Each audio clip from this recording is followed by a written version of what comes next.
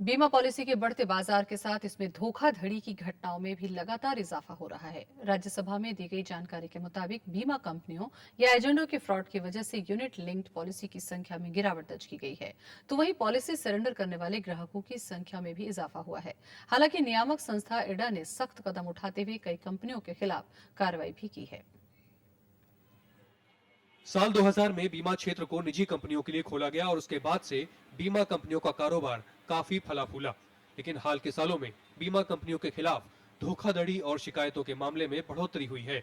संसद में दी गई जानकारी के मुताबिक बीमा कंपनियां पॉलिसी खरीदने के लिए ग्राहकों से झूठे और ललचाने वाले वादे करती हैं, लेकिन कई बार ग्राहकों के पास इन पॉलिसी को घाटे के साथ सरेंडर करने के अलावा कोई चारा नहीं बचता। एलआईसी के अधिकार निकल जा रहे हैं। एलआईसी की विशेष योजनाएं थी वो समाप्त हो रही है और मार्केट लिंक्ड इंश्योरेंस वो तो सारा यूनिट लिंक्ड इंश्योरेंस ही उन्होंने बेचे।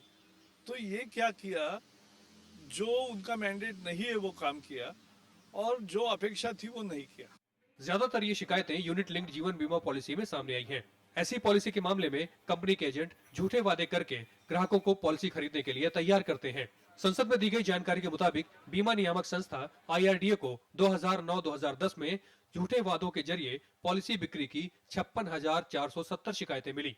2010-11 में ये शिकायतें बढ़कर 1,58,000 हो गई, जबकि 2011-12 में शिकायतों की संख्या 1,770,000 हुई।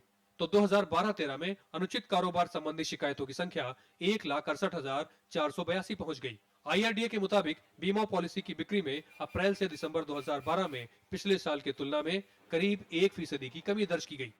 जानकारी के अभाव में और जल्दबाजी में टैक्स बचाने के चक्कर में ग्राहक बीमा कंपनियों के लुभावने वादों में आ जाते हैं, लेकिन उन्हें जब तक सच्चाई का एहसास होता है काफी देर हो चुकी होती है।